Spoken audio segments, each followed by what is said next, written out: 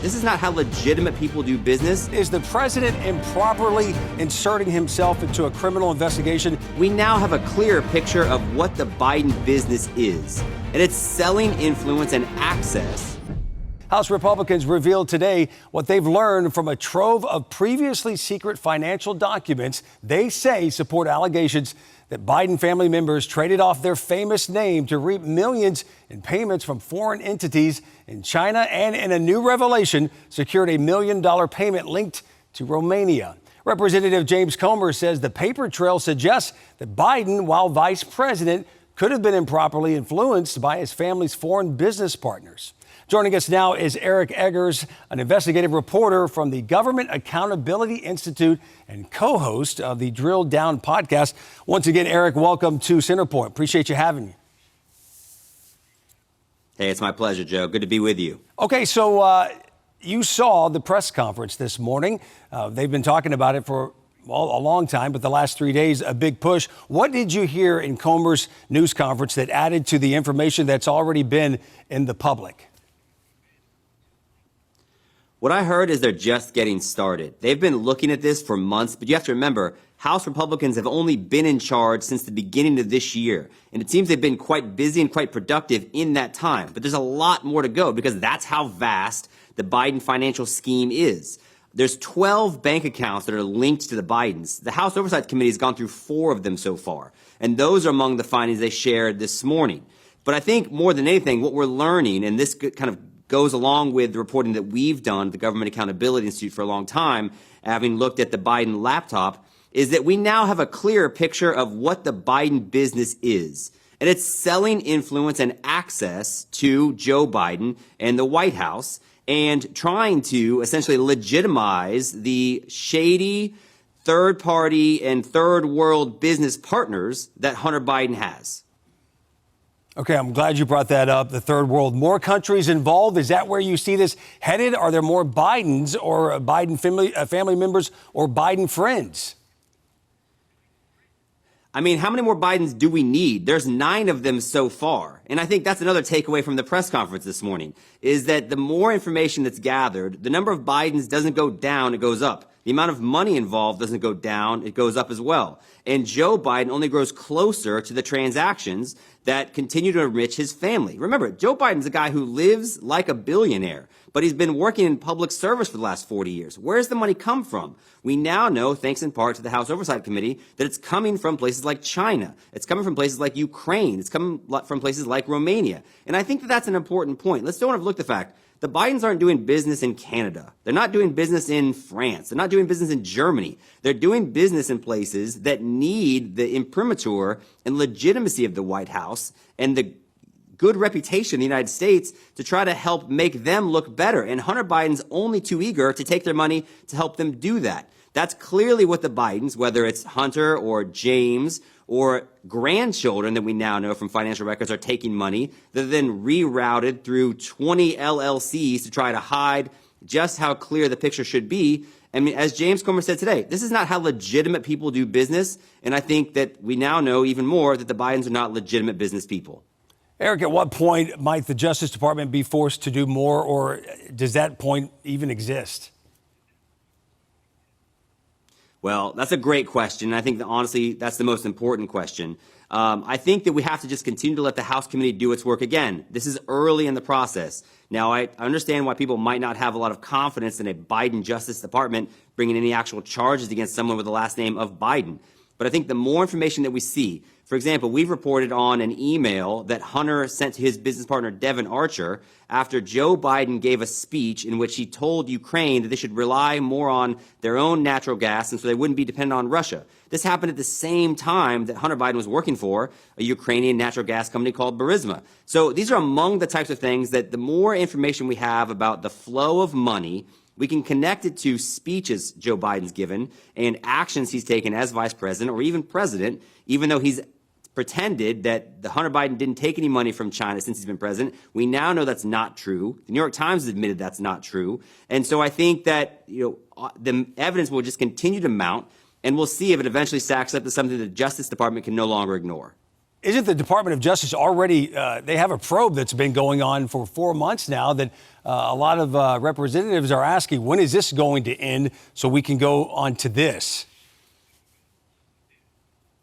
No, that's a great point. It's a great question. But I think that while the Department of Justice may be investigating things like, money laundering and tax schemes, I think the larger point, and this is really the best thing for your listeners and viewers to keep in mind, that while we're talking about money to the Bidens, and that's obviously gross and inappropriate, what we're really talking about is the son of the president has been doing business with the greatest threat to United States national sovereignty. There was actually a report that came out recently that we reported on the podcast that called on anybody to stop lobbying for any business in China because there is no separation between the Chinese government and Chinese businesses. And the reason why they've called on that is because of the number of egregious human and civil rights violations that China is guilty of. So think about that. You've got one commission that's bipartisan, by the way, saying that we should no longer be allowing lobbying on Chinese interests in Washington, D.C. Meanwhile, the son of the president is actually business partners in China, and the relatives of the president have made tens of millions of dollars, as validated today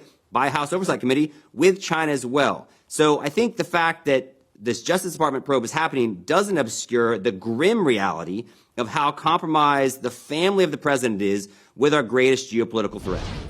Now to a glimmer of hope in the standoff over raising America's debt ceiling. With the government slated to run out of money to pay its bills as soon as June 1st, Americans could face real harm if the economy takes an enormous hit from a default. Republicans want any debt ceiling raised tied to spending cuts, while the president wants no conditions. The president met with House Speaker Kevin McCarthy and other congressional leaders on Tuesday, and while they failed to reach a deal, the president did call the talks productive and mentioned a possible compromise. He'll meet again with congressional leaders on Friday. In the meantime, joining us now is Senator Kevin Cramer, Republican senator from North Dakota. Senator, we appreciate you joining us once again here on Centerpoint. It's my pleasure. Thank you for the opportunity. Well, Senator, it was sort of a tense standoff, but on Tuesday we did hear some conciliatory remarks from the president. Of course, after months of no communication on the debt issue between the White House and Republicans, they're now talking on a daily basis. Is there hope, Senator, that these leaders will be able to set politics aside and come to some sort of deal? You know, Joe, I have to say I'm 99% confident. I always leave 1% room for possible error, but I'm pretty confident that they'll come to some resolution because nobody really wants to default on the nation's debt. We have too many priorities to get done, and I think that the president's position of a clean debt ceiling with no conditions was impossible to sustain that, obviously, in a divided government. 7 out of the last 10 debt ceiling increases have included some sort of concessions and additional, policies attached to it. In a divided government, I just don't see any other way to do it. So I'm grateful that they're back at the negotiating table. One thing about debt and spending and big legislating in this town is it almost always requires a deadline or a cliff to get action, and we're coming close to the cliff, and I think that you'll see some action. Well, you just mentioned in that answer a divided area. Speaker of the House Kevin McCarthy said yesterday that he sees no progress and that the president's delay in coming to the negotiating table is not a way to govern. So did you see any room for compromise in the last several days, the comments they made after that meeting? Yeah, I think I'm encouraged by some of what you reported. While on the one hand, the president seemed to maintain his same position, on the other hand, he seemed to be encouraged and again talked about possibility of compromise. Look, everybody's got a posture, everybody's got a position, everybody's got to thump their chest a little bit in this to demonstrate to their side that they're fighting for the values of one side or the other. The difference here is that Kevin McCarthy and the House Republicans have actually passed a bill that raises the debt ceiling that has attached to it some really rather modest, in my view, certainly reasonable, policy attachments. Things like work requirements for people on welfare, able-bodied people on welfare. I think the vast majority of Americans, in fact, I think somewhere around 3/4 of Americans support a policy like that. Going back to 2022 levels of spending. Just imagine, Joe, from 2019 to 2022, our baseline spending went from $4 trillion to $6.2 trillion in that short time frame. Would it be so bad to go back a couple of years as the new, bottom line? I think a lot of conservatives would like to go back to 2019. And the House bill goes back to the 2022 number of $6.2 trillion. The president's asking for something like $6.8 trillion and growing debt and deficit with no end in sight. That, and then, of course, some permitting reforms that will help generate more revenue for the government. So pretty reasonable, I think. And I think that's what gives Kevin McCarthy, the speaker, the moral high ground in these negotiations. Senator, some economists are predicting economic catastrophe if something doesn't happen soon. Do you think politicians and your cohorts and colleagues, are you guys taking heed to this warning and putting the pressure on both Biden and McCarthy?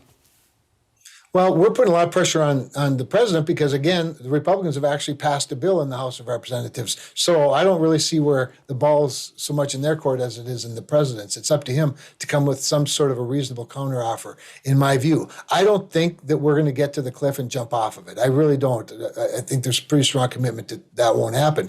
But if the president would come back with some reasonable alternative compromise, I think they could hash it out. And I think at that point, if there's some reasonable reforms, some recognition that there's some waste that can be cut, I think you'll see a strong bipartisan vote to raise the debt ceiling and to raise the ceiling so that we can borrow to pay off existing debt and continue to fund the government at current priorities. But we also have to take a hard look at what creates the debt in the first place, the deficit spending. What is driving up our debt, both on the mandatory and the discretionary side of the budget, while at the same time recognizing that we have multiple geopolitical challenges that we need to be prepared to defend against. So I'm confident they'll come up with something, maybe not something that every Republican will vote for or every Democrat will vote for, but something that recognizes that we have a divided government, we have a Republican majority in the House,